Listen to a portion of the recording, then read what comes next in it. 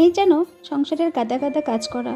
অন্যান্য দিনগুলো কাজ যতটুকু করি, মনে হয় শুক্রবার আসলে কাজগুলো আরও দ্বিগুণ হয়ে যায়। সকাল সকাল দেখলাম রোদ বের হয়েছে, অনেক সুন্দর। এমনিতেই তো কাজের শেষ থাকে না, তারপরে আবার রোদ দেখে ভাবলাম যে কাপড়গুলোও ধুয়ে ফেলতে হবে।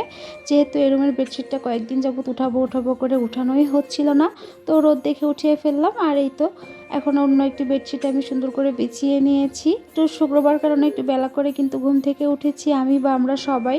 তো বেলা করে ঘুম থেকে ওঠার কারণে দেখা যায় আমি এমনিতেই সময় পাবো না, তারপরেও আবার এগুলো বাড়তি কাজ করতে হবে। যাই হোক, সংসারে কাজ করতে আমার মন্দ লাগে না, কিন্তু কিছু কিছু কাজ আছে যেগুলো খুব হয়তো বিরক্ত লাগে।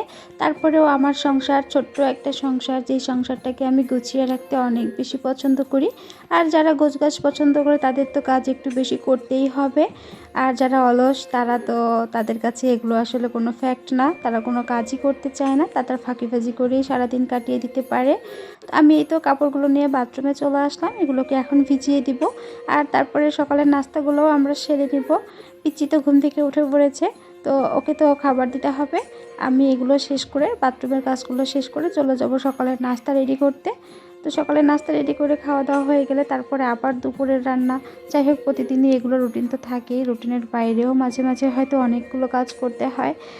এই কাপড় ধোয়াও আমার রুটিনের ভিতরেই ছিল, প্রত্যেক দিনই আমাকে কাপড় ধুতে হতো। যেহেতু কয়েকদিন বৃষ্টি ছিল, তাই কয়েকদিন হয়তো ছুটি পেয়েছিলাম। তো আবার আজকে থেকে শুরু হলো, রোজ যে কয়দিন হবে সে কয়দিন হয়তো অল্প অল্প করে প্রতিদিনই কিছু ধুতে থাকতে হবে। আমি কাপড়গুলো ভিজিয়ে দিয়ে তারপরে চলে আসলাম ফ্রিজের কাছে। ফ্রিজ থেকে আমি তো দুপুরের মাংস রান্না করব। আজকে যেহেতু ফ্রাইডে, তো মাংস রান্না করার জন্য আমি মাংসটা ভিজিয়ে দিব। আর এর মাঝখানে আমি সকালের নাস্তা রেডি করে নিয়েছিলাম, তারপরে আমরা সবাই খেয়েও ফেলেছি।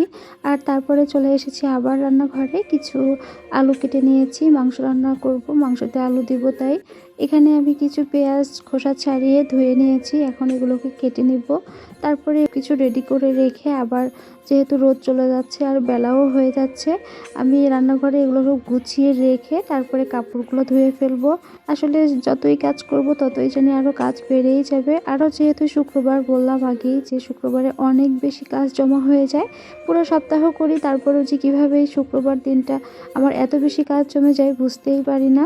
এই তো কাপড়গুলোও আমি ধুয়ে নিয়েছি, এবার এগুলোকে ছাদে মেলে দিয়ে আসছি। আর তারপরে এসে আবার দেখলাম মাংসটাও ভিজে গিয়েছে, তারপরে আমি প্রেশার কুকারে মাংসটা বসিয়ে দিলাম। প্রেশার কুকারে রান্না করার একটা সুবিধা আছে, সেটা হলো এটা খুব তাড়াতাড়ি হয়ে যায়। আমি প্রেশার কুকারে মাংসটাকে কষিয়ে নিয়ে তারপরে এটাতে পানি দিয়ে দিব, রান্না করে নিব। এদিকে আমি মাল্টি কুকারে ভাতটাও বসিয়ে দিয়েছি, দুইটা একসাথে হয়ে যাবে। এখন কিন্তু অনেক বেলা চলে গিয়েছে। আর এই তো পরবর্তীতে আবার বৃষ্টি শুরু হয়ে গিয়েছিল, আমার কাপড় ধোয়া দেখে তো বৃষ্টি পড়বে না এটা তো হতেই পারে না। আমি কাপড়গুলোকে তো আবার রুমে নিয়ে এসে রশি টাঙিয়ে মেলে দিচ্ছিলাম। আর আজকের ভিডিওটি এখানেই শেষ করছি। ভালো থাকবেন সবাই, আল্লাহ হাফেজ।